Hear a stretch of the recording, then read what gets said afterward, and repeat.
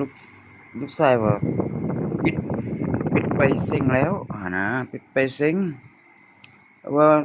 ซึ่งบางเทื่อเฮาเห็นอยู่ตาเขาบอกว่าออกแต่บางเทื่อมันตกเห็นแท้ก็มีแต่มันบ่แม่นบ่วงของเฮามันเปลี่ยนไปเป็นของผู้อื่นนะก็อันนี้พ่อเฒ่า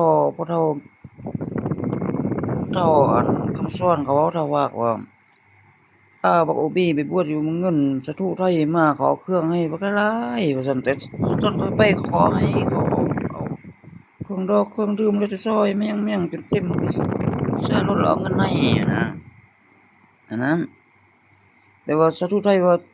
จะเอาลูกชายเขาไปบวชอยู่ไทยไปเรียนต่ออ้าวคันไปบวชฉะนั้นมันบ่จบม. 7อยู่พี่เขาบ่ให้ไปอะนะจบม. 7คันเขาส่งเสริมต้องมีครูสอนภาษาอังกฤษอะนะอันนั้น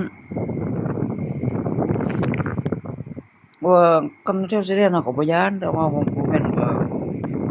อันนั้นนี่เขาแนะนำเขาช่วยเหลือเขาแนะนำเกื้อกูลว่าพรรคเพื่อไทยว่า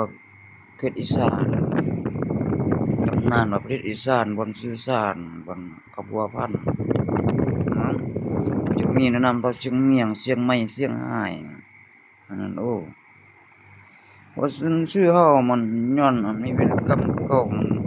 มันมีเพชรบูรณ์เพชรบุรีรัมย์แม่กำแพงเพชรตกทั้งนั้นหมดอันนั้นมันจะไปถือกันอ้อมฝนจะแสดงแต่บ่เข้าด้านใหญ่แต่เล็กด้านน้อยเขาบอกว่าซื้อเครื่องซื้อของแต่ด้านตลาดนัดแล้วก็พ่อเฒ่าพ่อเมียเว้าแล้วพ่อเฒ่าว่าสาธุเจ้ามีไปเพิ่นก็เอาเครื่องมาให้บางเทื่อมันตก2026แล้วเข้าใจก็ใส่จากซิกออกแล้วนะ3พรรษาอันนั้นเขาอยู่ชุดนี้เพราะว่าเห็นว่าก็ลูกชายว่าเพิ่นก็ขนเครื่องช่วยไปไว้กับเครื่องพ่อลุงผู้ทำอิฐอันผู้เป็นในบ้านนะโอ้อันนั้นมีหยังจะโอ้เขาก็เห็นคิดตัวหูนะคืออัน